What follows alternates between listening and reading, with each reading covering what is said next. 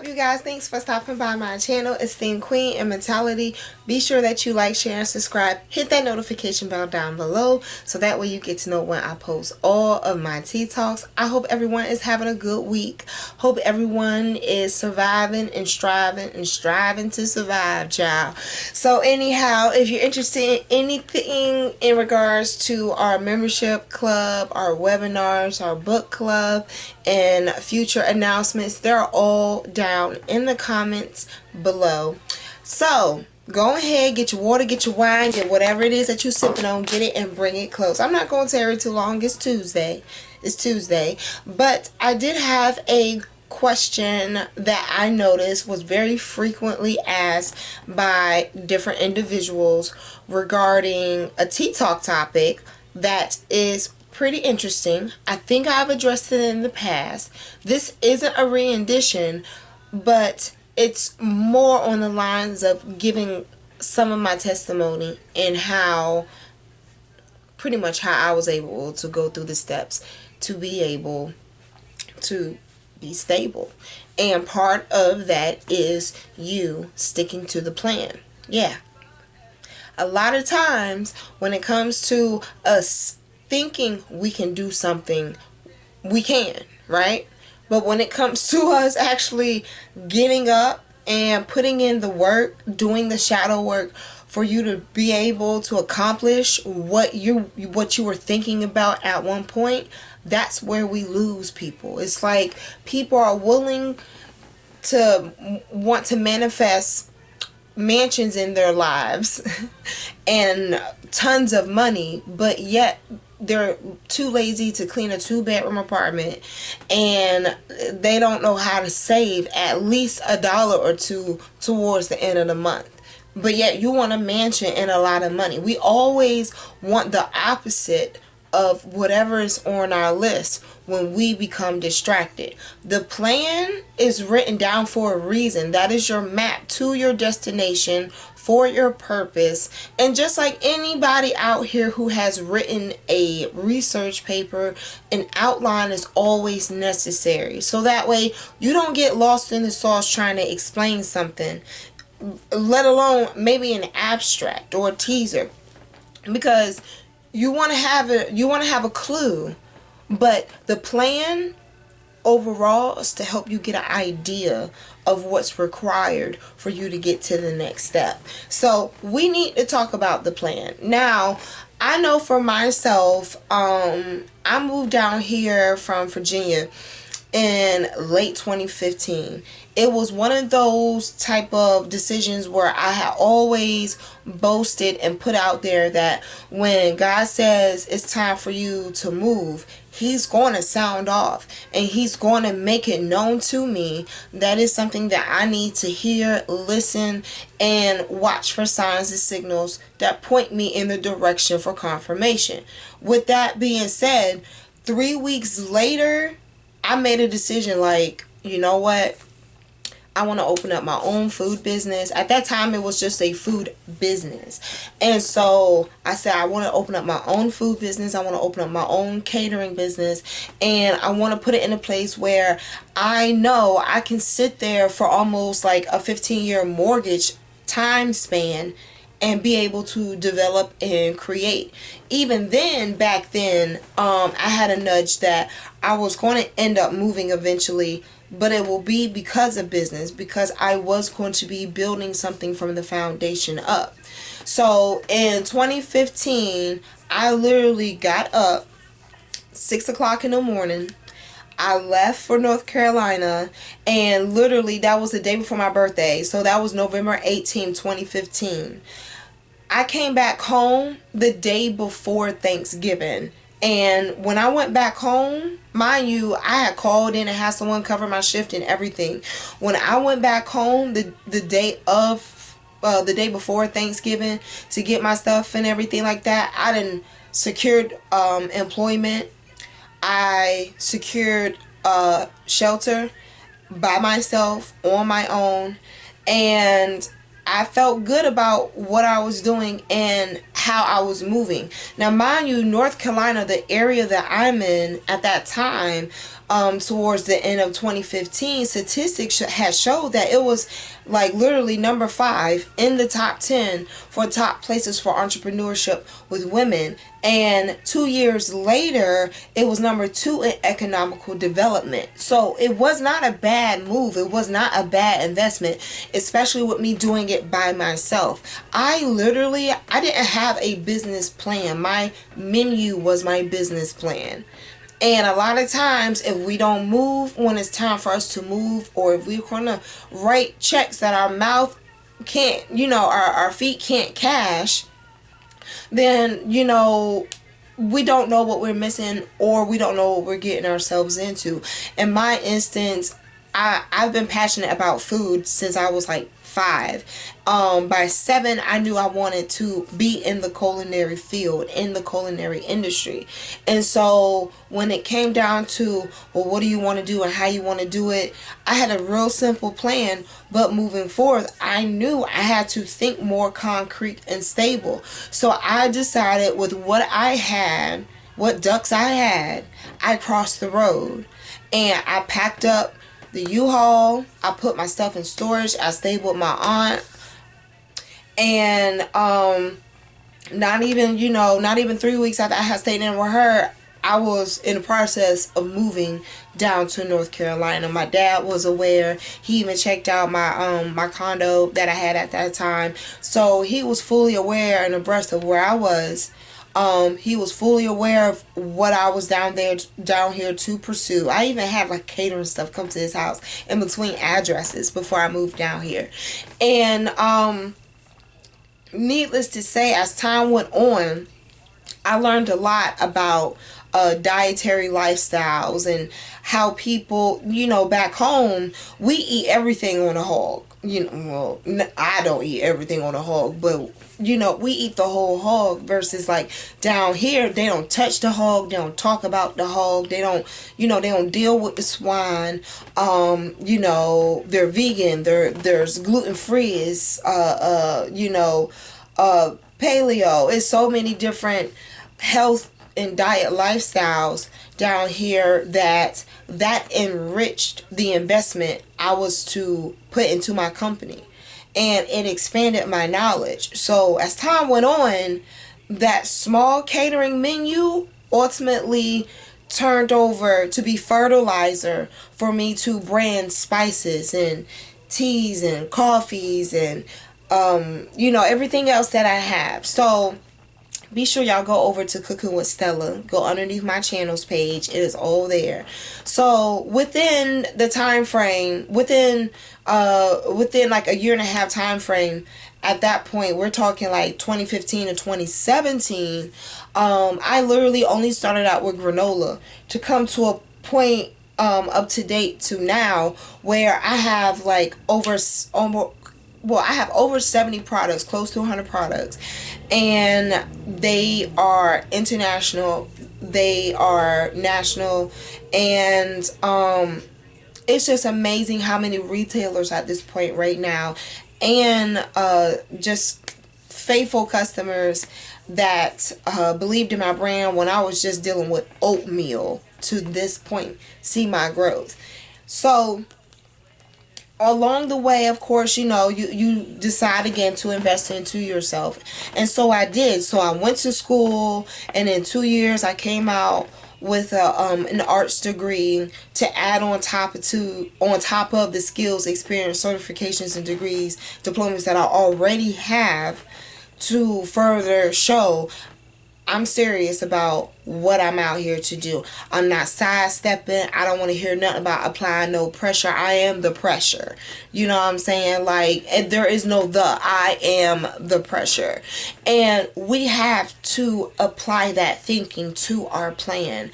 I don't care if you're just trying to get a decent pair of tennis shoes and pay all your bills on time for the month.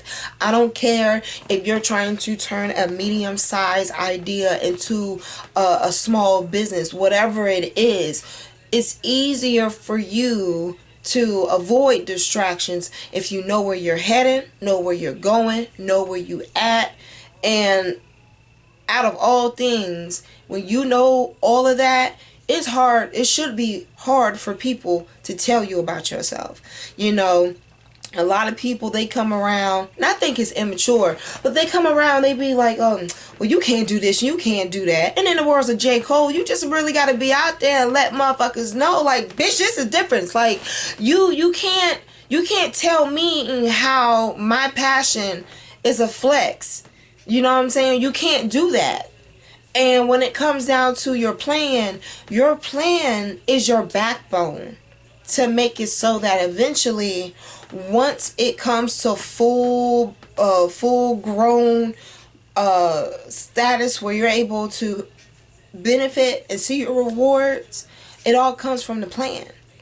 So we need to talk a little bit about the plan. Okay, these are things, tips that I have used for myself to be able to get to where I'm at. And I thought it was a really good question for a fellow tea talker to ask. And it's interesting how things work in the universe regarding what you realize people ask you over and over and over. Sometimes it's a thing of you allowing other people to know your story to encourage them to continue to write theirs. You know, I was talking to a friend today, and we were discussing, you know, just mentorship as a whole. And she just looked at me as like it didn't dawn on her when I said it, but you know, some of the brightest stars are in the darkest places. And they're only in the darkest, they feel like they're in the darkest places is because everything around it is dimming its light. So the only way for you to understand the light, the brightness in your light, the value in the brightness of your light, and it's for you to open your eyes and realize and to see.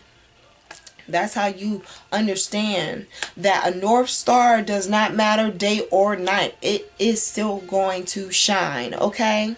So we need to talk about this. So I got three little points, and we're going to be up out of here, okay? So number one, if you miss what you used to, if you miss what you used to before you embrace your future, some things are going to be off about your plan. Okay, so pretty much if what you see, this is what happens when you be trying to catch the word before it leaves you. If you miss what you, yeah, okay, I got myself. Boy, my punctuation, boy. Let's put it like this. Sometimes, in that sense, what I'm trying to say is this. It comes to a point in time where the plan is to help you learn a lesson. It's to help structure you, help guide you furthermore, and ultimately open your eyes and make you aware to what is necessary and probably required of you to have some type of solving skills, okay? So when it comes down to you missing something of the past, rather than you embrace moving towards the future, let's think about this. There comes a time in the plan where maybe you may miss somebody, or it comes in a plan where, you know, let's say for instance for me, it's like, man, I miss the taste of certain foods, but I'm being neglectful of embracing the different foods now that I eat. You know, what I used to eat wasn't good for me. This is why I decided to change how I diet, how I live, and how, you know, I nurture my lifestyle these days. Why would I want to continue to miss what wasn't good for me when the plan is for me to become better? So as much as I miss eating deep fried Oreos and deep fried Snickers and, you know, funnel cakes and margaritas on a constant basis, everyday basis, I had to learn how to scale back on those things, because ultimately how I felt about myself on the inside didn't match what I looked like on the outside, and we had to fix that. So certain things that we decide that are not on our journey or on our path anymore, when we decide that they are no longer there, We have to appreciate they're there for a reason. It's time for you to put something new in the groove, so that way your road is smoother. You dig? Secondly, if you have a plan, close your mind off to addictions and strongholds. Let me tell you something. Misery is always hiring. It's like Walmart. It's always hiring. And it's an easy transfer too. When you have a plan, your plan helps you resist those things, because once you understand your self-value, you will realize what you're investing needs to be something that can mature. You don't need to detox from it. It's how you invest in yourself says a lot about what's nurturing you and what you allow to nurture you. When we find things that are trying to make us, weather or have us just pretty much succumb to the idea like, oh, well, our plan can wait. The plan can wait. We could put the plan to the side for a day. Those friends that be like, yeah, let's go living up. Have some fun. You need to stop working all the time. Look, let me tell you something. This is why right now your blood alcohol level is as high as it is, because your tolerance. You tolerate too many things that are not beneficial for you between 9 to 5. I can understand a champagne toast, but for you to be drinking that much, what are you drinking for? What are you celebrating? What are you celebrating? It's really easy for us to slip from celebration down to seduction if we're not careful of where and how things are positioned and placed in our life. It's great for you to feel accomplished and achieved and all those good adjectives, but it is poisonous to your growth if you stick in that area. Regardless, even if it's just a thing of like, some people, they really can go on an ego high when they celebrate. That's a stronghold. Your ego is a stronghold. Addictions, strongholds. They're distractions, just like strongholds. Distractions. So we have to pay closer attention to what's going on around us when we have our plan in effect, for us to know where we're going and how we're supposed to get to the next destination. Don't take your eyes off the prize. Don't take your eyes off the plan. The plan is the prize. Hello? Last but not least, once you're confident in your plan, stick to it. Walk it and talk it and mean it. It doesn't matter how long it takes you or however many side hustles you have that you want to manifest into businesses. The thing you want to pay close attention to regarding your plan and you manifesting what you want into fruition is this. It was once said to me and it sticks with me, and literally it makes all the sense now. Sometimes enough small fishes can equal a can of sardines.